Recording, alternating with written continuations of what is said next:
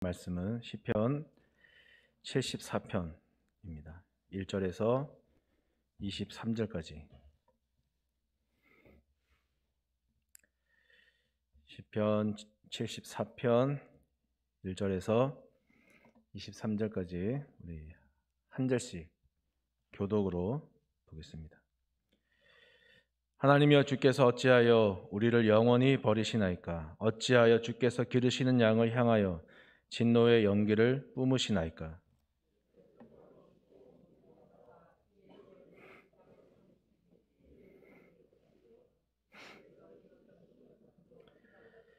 영구히 파멸된 곳을 향하여 주의 발을 옮겨 놓으소서. 원수가 성소에서 모든 악을 행하였나이다.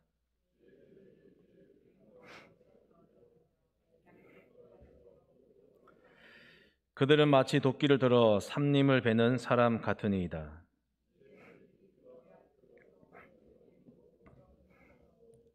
주의 성소를 불사르며 주의 이름이 계신 곳을 더럽혀 땅에 엎었나이다.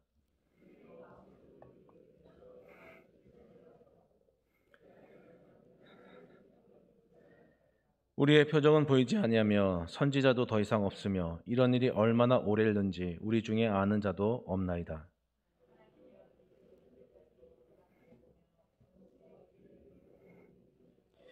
주께서 어찌하여 주의 손 곧 주의 오른손을 거두시나이까? 주의 품에서 손을 빼내시어 그들을 멸하소서.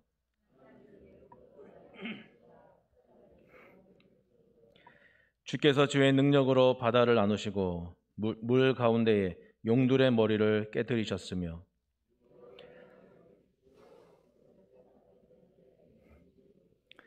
주께서 바위를 쪼개어 큰 물을 내시며 주께서 늘 흐르는 강들을 마르게 하셨나이다.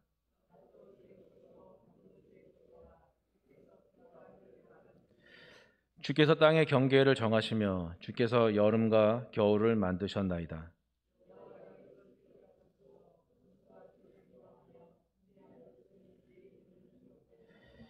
주의 맷 비둘기의 생명을 들짐승에게 주지 마시며 주의 가난한 자의 목숨을 영원히 잊지 마소서.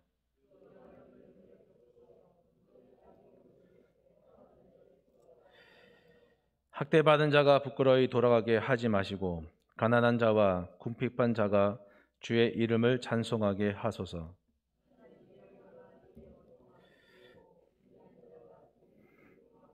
다 함께 주의 대적들의 소리를 잊지 마소서. 일어나 주께 항거하는 자의 떠드는 소리가 항상 주께 상달되나이다. 아멘. 성경을 읽을 때 여러 부류의 사람들이 있지만 밑줄을 치시면서 아마 읽어보신 경험들이 다 있을 겁니다. 저도 성경책에 이렇게 밑줄을 긋거나 아니면 형광펜으로 이렇게 제가 관심 가는 부분에 이렇게 밑줄 그으면서 읽기도 하는데, 보통 이제 그렇게 내용을 보면 우리가 뭐 예를 들어서 두려워하지 말라, 놀라지 말라, 내가 너를 굳세게 하고 너를 붙들어 주리라 하는 이사야 41장 이런 나와 있는 말씀처럼 나를 위로하고 나를 보호하고 나에게 귀를 기울여 주시는 그런 내용에 우리가 밑줄을 많이 긋죠. 그런데 그 밑줄 친 내용들을 이렇게 여러 성경에 그려진 부분들을 이렇게 따로따로 보지 말고 조금 모아 놓으면은 하나님을 어떻게 우리가 생각하고 있는지, 또 우리가 어떤 하나님을 믿고 있는지, 내 신앙의 상태가 지금 어떤지, 위로가 필요한 상태인지, 아니면 내가 성령 충만해서 하나님을 전지전능하신 하나님을 찬양하고 있는 그런 상태인지를 그 밑줄 친 부분들을 모아놓고 보면은 우리가 어느 정도는 우리 신앙을 가늠할 수 있는 겁니다. 제가 시초를 드릴 테니까 오늘 74편 전체 보면 시간 걸리니까 1절에서 3절까지만 보시고 거기 여러분들 마음속에 한번 밑줄을 한번 그어 보십시오. 10초를 드릴 테니까 지금부터 그어 보십시오. 진짜로 긋지 말고 마음속으로 난 여기가 마음에 든다.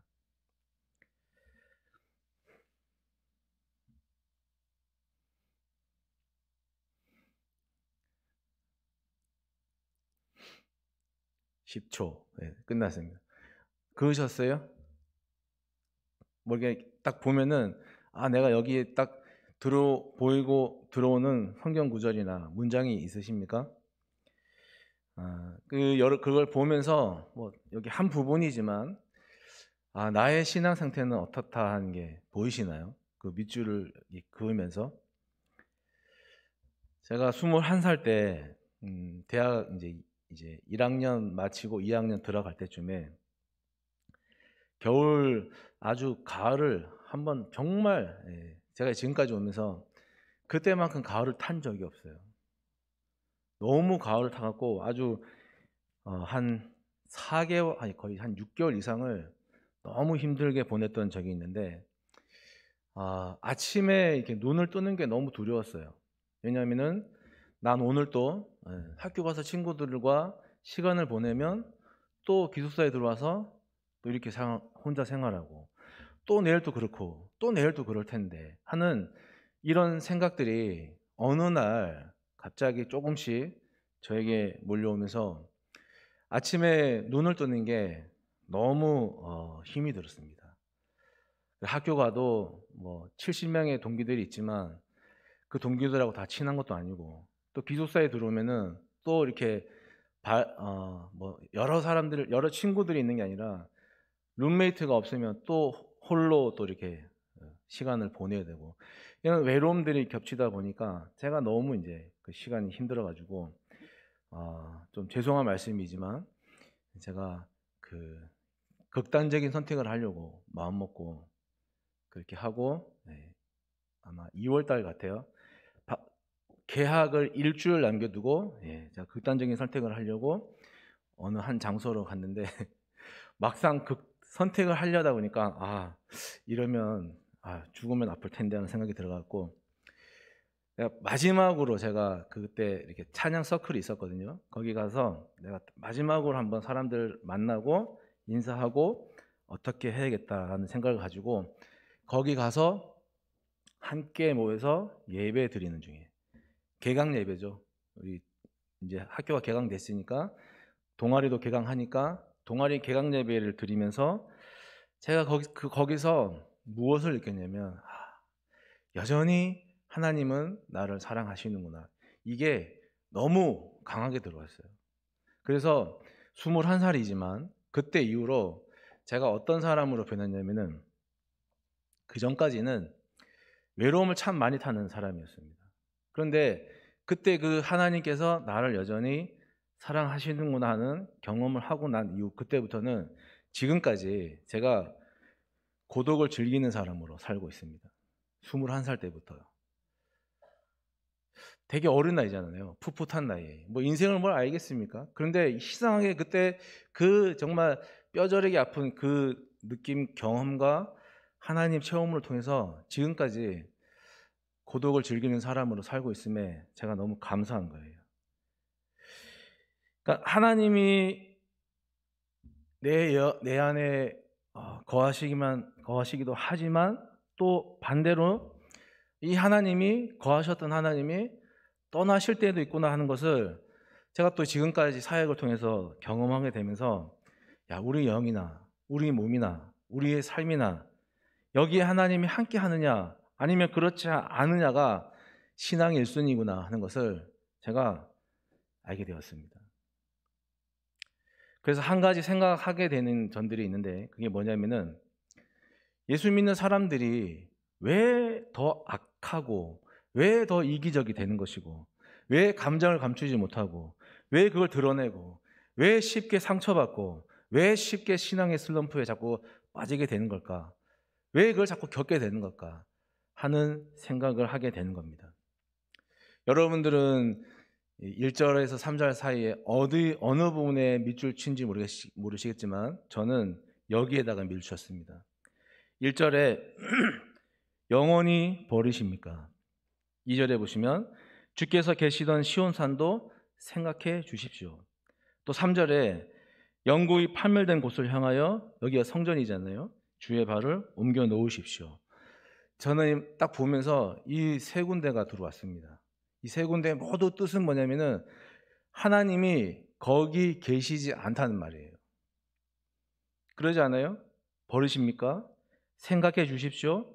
발을 옮겨 넣어 주십시오. 하나님이 거기 안 계시기 때문에 그런 거예요. 1절에 구원의 희망이 보이지가 않아요. 현실적으로 보니까 이제 막 성전도 파괴되고 포로로 잡혀가는 이 상황에서 보니까 현실적으로 희망이 보이지 않아요. 그래서 버리시는데 이 시편 기자가 영원히 버리십니까 하고 절망을 노래하는 거, 그 통곡하게 되는 일들이.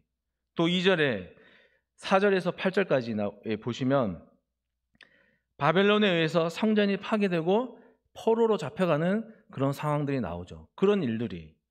또 9절에 보면 이런 일들이 얼마나 오래 갈지 알 수가 없어요.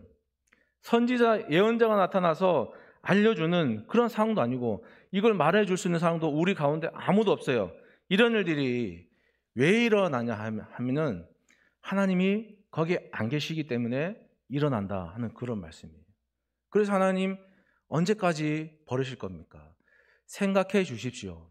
발길을 돌려주십시오라고 이 시편 기자가 노래하고 있습니다. 우리는 오른쪽 뺨을 맞으면 왼쪽 뺨도 돌려대라 하는 예수님 말씀을 압니다. 그런데 실제로 그렇게 살다가는 합병이 나서 제명이 못 살 거예요. 그게 우리의 신앙의 수준이에요. 봉사도 열심히 하고 예배도 잘 드리는데 왜 이렇게 왠지 모르게 왜 이렇게 신앙생활이 힘든 겁니까? 만약에 여러분 내 안에 하나님이 계시다 한다면 왼쪽 뺨뿐만 아니라 언제든지 돌려댈 수 있을 겁니다.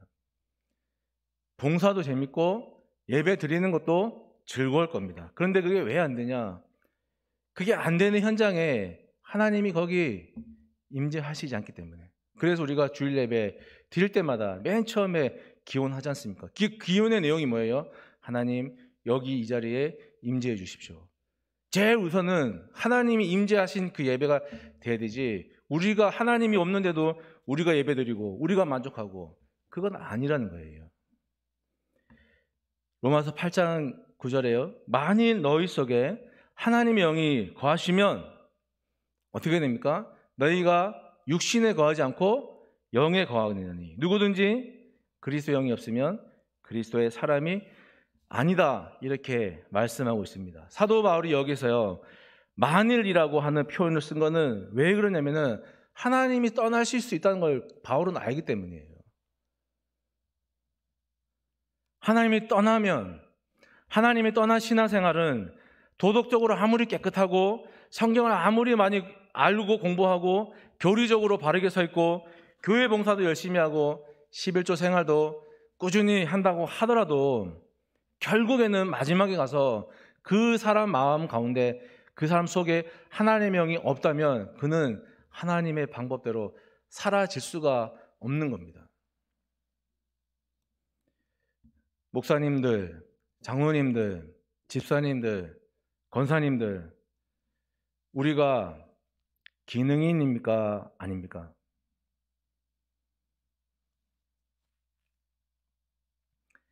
설교를 잘하고 교회를 잘 돌보고 교회를 열심히 하고 신방도 열심히 하는 그런 기능이 아니에요. 우리는요. 물론 그것도 우리의 할 일이지만, 그것도 중요하지만 그거보다 더 우선시 되는 게 뭐냐면 우리가 하나님의 영으로 충만해 있느냐, 그게 더 우선시 되는 거예요. 성령 충만하지 않으면 다 기능인입니다. 설교를 잘하고 교회를 열심히 하고 신방을 열심히 하는데 그 사람 속에 하나님의 영이 없으면 그 사람 하나님의 사람이 아니라 그냥 기능인이에요. 그거 잘하는 사람이에요.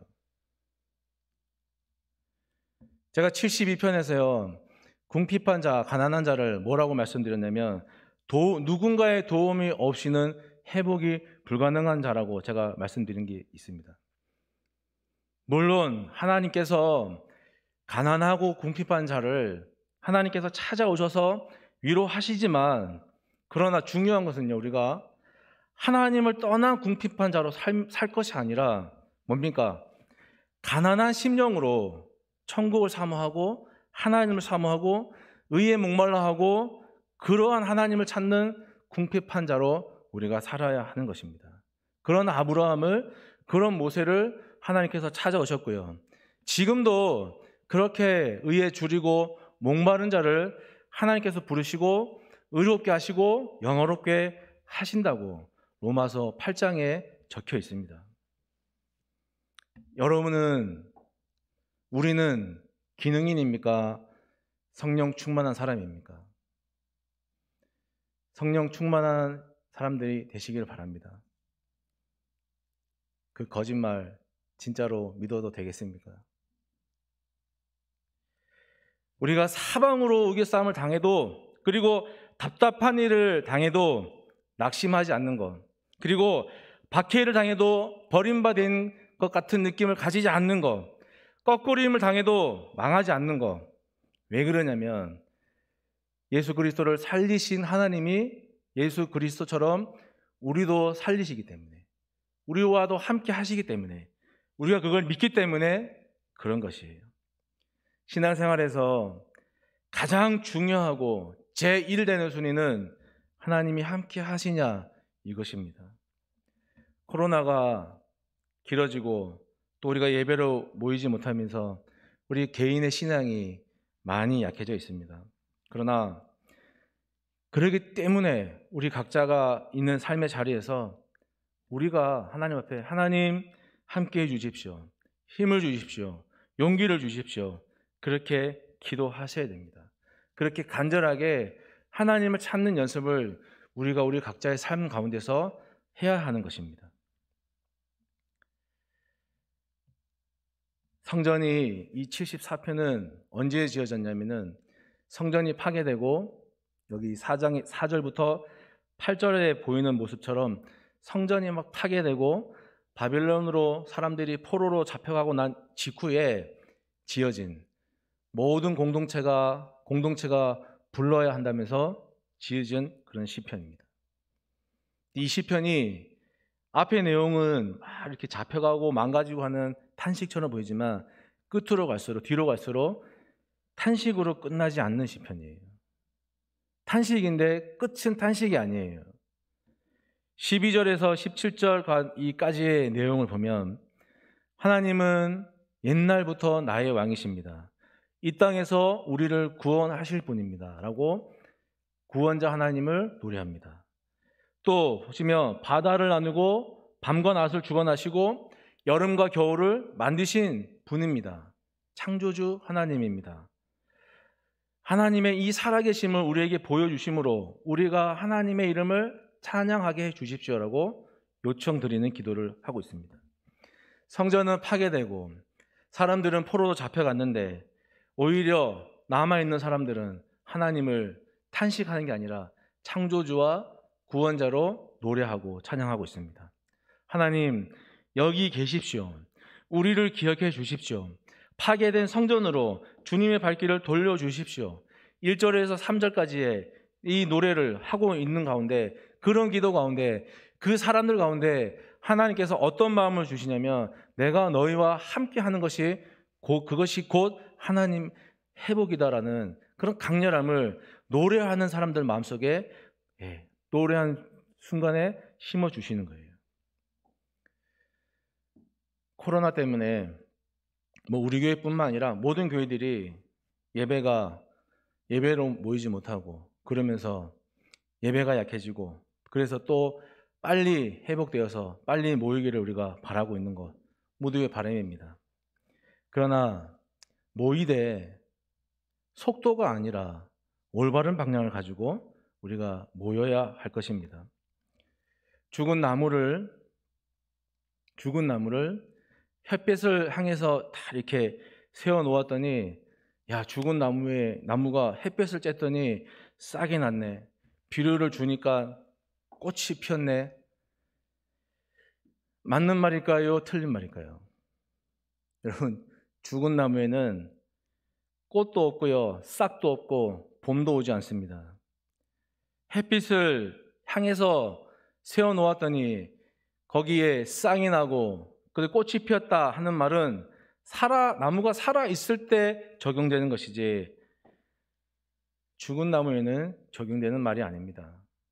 살아 있을 때 햇볕을 쬐서 싹이 나고 꽃이 피는 거, 햇볕을 바라보게 하는 것은 그 나무에 생명을 주는 일이 아니라 생명이 이미 있는 나무를 조금 더 잘 자라게 하는 그냥 하나의 조치, 방법이지 햇빛을 쬐므로 그 나무가 생명이 사라지는 게 아니란 말이에요. 너희는 너희의 허물과 죄로 인해서 죽었던 너희를 하나님께서 살리셨다라고 성경은 우리를요 어떤 사람으로 묘사하냐면 이미 죽은 사람으로 늘 말하고 있어요. 그 허물과 죄로 죽은 우리를 살릴 수 있는 어떤 방법도 없습니다. 오직 하나님이 우리에게 생명 주실 때 우리의 허물과 죄로 죽었던 우리가 다시 살아나는 겁니다. 그 허물과 죄로 죽었던 우리를 다시 살아나는 것을 다른 말로 하면은 하나님의 함께하심, 그것이 우리가 살아나는 비결이죠. 여러분, 우리가 다시 예배로 모일 때요 하나님을 우리의 주인으로 정말 진실되게 고백하고 코로나19 때문에 많은 사람들이 어려운 가운데 있었지만 그래도 하나님이 도와주셔서 우리가 잘 이겨냈습니다. 정말 목소리 내서 인정할 수 있는 그 신앙의 순서를 회복하는 공동체의 소리가 다시 모였으면 하는 것입니다.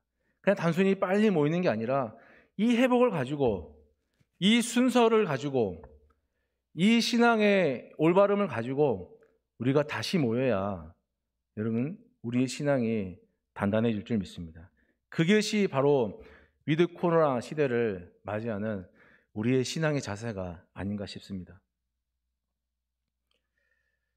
몇 해 전에 제가 이제 목사님의 배려로 스페인 여행을 한 적이 있었습니다.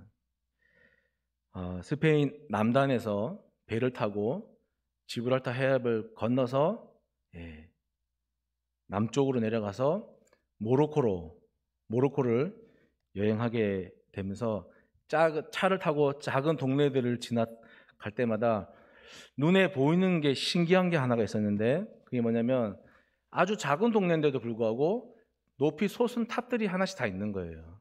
그래서 저는 그냥 얼핏 듣기로 옛날에 우리나라도 이 탑에다가 그 밑에다가 곡식을 쫙 저장해 놓는다는 그런 걸 들어서 되게 곡식 창고인가 싶었는데 작은 휴게소 들려서 휴게소에 도착하니까 거기도 탑이 있는 거예요. 그래서 뭔가 싶어서 가봤더니 거기가 작은 마을이지만 마을마다 그 마을 사람들이 예배 드릴 수 있도록 해놓은 회당이에요.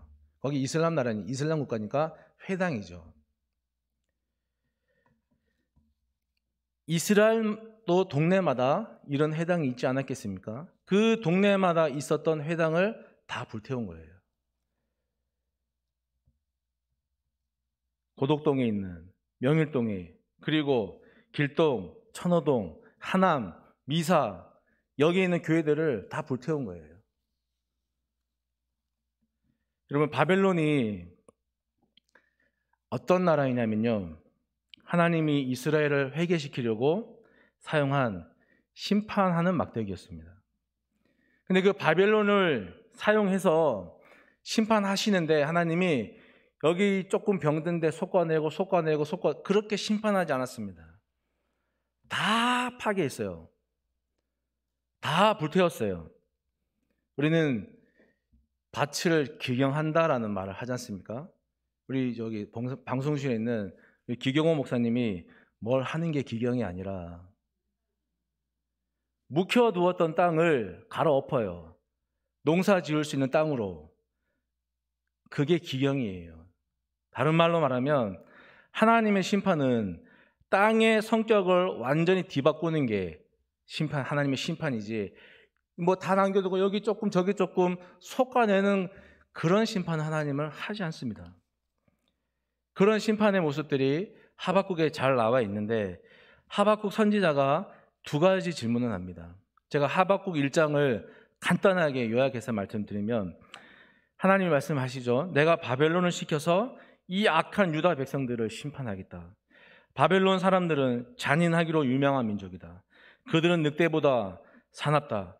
그들은 너희가 쌓은 성벽을 향해서 그 성벽 꼭대기까지라도 흙을 쌓아서 마침내 너희가 쌓은 성을 다 점령할 것이다. 그렇게 말씀해요. 실제로 당해보니까 너무 힘들거든요. 그래서 하박국 선지자가 하나님께 질문하는 거예요. 하나님, 왜 하나님은 우리 유다 민족보다 우리 유다 민족의 이 폐역을, 죄악된 이 폐역을 보고만 계십니까? 이 하박국 선지자가 그렇게 기도하는 거예요. 그리고 나서 또 뭐라고 하냐면은, 하나님, 어째서 하나님은 하나님의 백성을 심판하시는데 왜 우리보다 더 악한 이 바벨론을 쓰시는 겁니까? 그렇게 얘기하는 거예요. 당해보니까 생각한 것보다 견디기 어렵거든요. 여러분, 심판은, 시련은, 고난은 하나님이 우리를 회개시키고 훈련시키려고 하는데 목적이 있는 겁니다. 우리가 과거에 지금까지 올 때까지 겪고 받았던 시련들을 한번 생각해 보십시오. 다 각자가 다르지만, 그러나 개인들마다 볼 때 그 시련과 훈련이 혹독하지 않으셨습니까?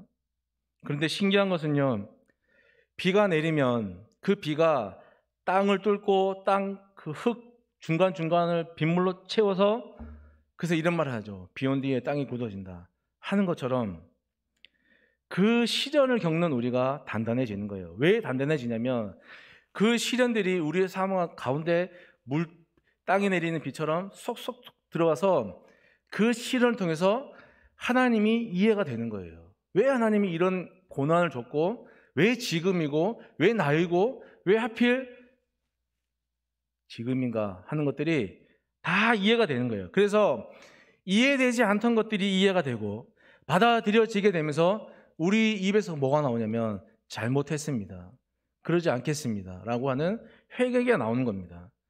여러분 보십시오. 성전이 파괴되고 포로로 잡혀가는 시련을 겪은 이 이스라엘이 어떤 회개를 하냐면요, 13절에서 17절에 있는 내용인데요, 뭐냐면 아까도 본 것처럼 하나님을 구원자, 자신들의 창조주로 이렇게 고백하는 거예요. 탄식이 아니라 고백을 하고 있어요. 욥기 37장에 보면은 마지막으로 친구들 3명 중에 마지막 엘리후의 변론이 끝나고 38장부터 하나님이 욥에게 물어요. 무식한 말로 나의 뜻을 어둡게 하는 자가 누구냐? 내가 땅의 기초를 세울 때 욥아, 너는 어디에 있었느냐? 네가 그렇게 많이 안다고 하는데 너 대답해 보거라. 나는 바다를 향해서 너는 여기까지만 오고 더 이상 물이 넘치지 못하게 하라, 그렇게 명령한 것이 나이다. 아무도 없는 사막에 비를 내리고 메마른 땅에 물을 대고 싹을 돋게 하는 네가 누구냐? 네가 많이 안다고 하는데 대답해 보거라. 욥이 할 말이 없는 거예요. 왜 할 말이 없냐면은 하나님이 창조주로, 구원자로 자신을 보여주실 때 욥이 할 말이 없어요. 자기가 어떻게 태어났는지도 설명할 수 없는 욥이 창조주로 다가오시는 하나님 앞에 할 말이 없어요. 그래서 그 앞에 항복합니다. 그랬더니 그 뒤에 욥의 고난이 끝나는 거예요. 여러분, 여성 스타, 유튜브에 보면은 여성 강사 중에 유명하신 김미영 씨라고 있어요. 여러분 다 아시죠? 네. 그 사람이 사춘기를 이렇게 정의한 영상을 본 적이 있습니다. 어떻게 했냐면은, 태어나서 정말 자녀들이 처음으로 내가 누구인가, 난 앞으로 뭘 하고 살아야 되나, 나는 왜 여기 있느냐 하면서 자기 정체성을 처음으로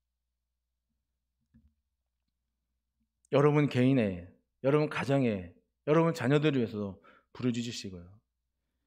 이 코로나 때문에 앞당겨진 그런 신앙의 빠른 변화에 교회가 복음을 잘 수호할 수 있도록 여러분이 부르짖어 주시고, 우리가 품고 있는 믿음의 의에 줄이고 목말라 하는 그런 믿음을 우리가 품을 수 있도록, 하나님이 그러한 것들을 품을 수 있도록 하나님이 우리를 이해시켜 주시도록 기도하시고, 무엇보다 하나님이 우리와 함께 해 주십시오라고 하는 이 기도를 여러분 간절하게 진실되게 아버지 앞에 구하는 우리 모든 대한 가족들이 되시기를 부탁을 드립니다. 우리가 시간 말씀을 기억하면서요, 제가 오늘 기도 제목을 우리와 함께 해 주십시오, 하나님 우리와 함께 해 주십시오라고 하나로만 정했는데, 왜 그때 하나님 그렇게 하셨습니까? 왜 나였습니까? 왜 우리 가족이었습니까? 왜 하필 그때였습니까? 그 오해했던 부분들 여러분 하나도 남김없이 다 끄집어내서, 꾸중물로 가라앉아 있던 거 다 끄집어내서 아버지 앞에 드리십시오. 하나님께서 함께 하셔서 이 오해들이, 이 아픔들이 치유돼서 진짜 신앙생활다운 신앙생활 할 수 있도록 그런 복을 달라고 시간 우리가 구하고요. 좋으신 하나님 우리가 경험해서 행복하고 아름다웠고 건강한 신앙생활 하도록 여러분 기도하시고요. 무엇보다 우리 자신이 하나님 앞에 포기되는 그런 하나님의 은혜를 우리가 경험할 수 있도록, 그러한 의미에서 하나님 우리와 함께 해달라고, 하나님 한우들과도 함께 해달라고, 자기의 이제 인생을 준비하는 수능생 그리고 취준생들 위해서도 하나님 함께 해달라고 이 시간에 한 목소리 같이 간구하며 기도하겠습니다. 살아계신 하나님 아버지, 우리가 하나님 앞에 간구합니다. 우리의 죄악으로 말미암아 하나님 앞에 심판을 당하고 고난을 겪으며 하나님 우리가 살아가고 있지만, 그러나 그 속에서도 우리가 믿음을 끈을 놓지 않고 기도할 수 있는 것은, 우리 상황들이 아무리 앞이 보이지 아니하며 끝난 것 같이 보이고 아버지, 그리고 하나님이 계시지 않는 것 같은 상황처럼 보인다 할지라도 우리는 하나님 앞에 부르짖을 수 있는 자녀라는 것을, 그 권리가 있음을 우리로 하여금 잊지 않게 도와주시고, 하나님 어느 상황 어느 환경 가운데서도 하나님을 찾고 구할 수 있는 우리들이 되게 주님 인도하시고 함께해 주시옵소서. 하나님 왜 그때 나의 기도에 응답해 주시지 않았습니까? 왜 그때 그렇게 하셨습니까? 왜 하필 그때 하였습니까?